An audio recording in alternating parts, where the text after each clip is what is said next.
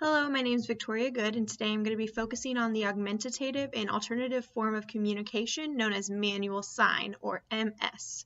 So manual sign is an unaided communication form. It allows those with autism spectrum disorder to communicate without any equipment other than their body. So this is definitely a pro when it comes to MS because it's, first of all, free. So that definitely helps it be affordable for everyone and anyone who needs to be able to help their child or their client communicate. Another one of the biggest pros to consider is that it's easily portable. So obviously when you're using systems such as PECS, you would have to carry around a giant binder everywhere you go in order to be able to communicate with people what you want.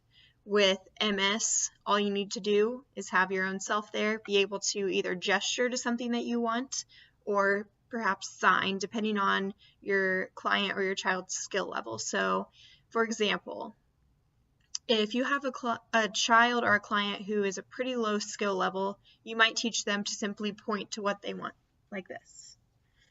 Or if they have a bit higher cognitive ability, you might be able to teach them signs, simple signs, such as if they would possibly want a cookie, they could either point at the cookie or you could teach them to sign cookie.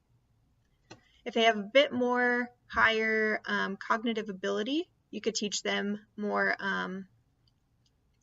trying to think of the word, more difficult signs, more complex signs that require the understanding of use of verbs, of asking questions such as, can I have cookie?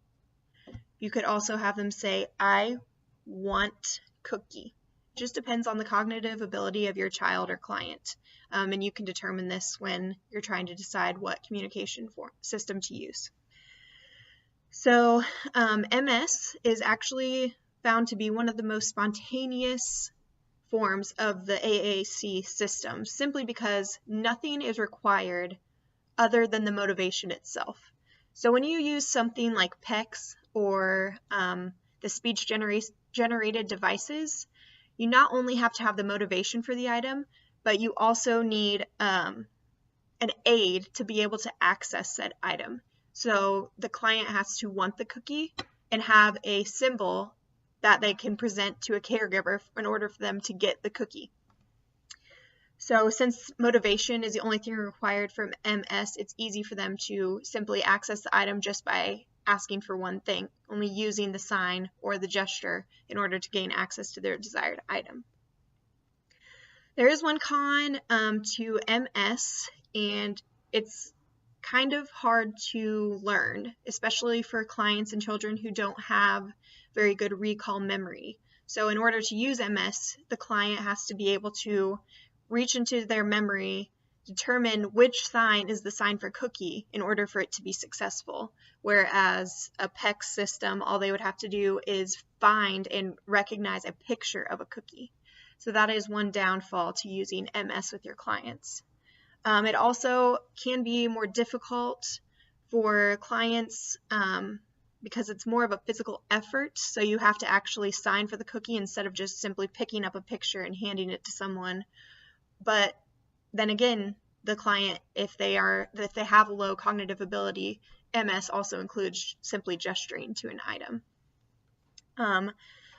Many clients would benefit from the use of MS as their augmentative and alternative communication system because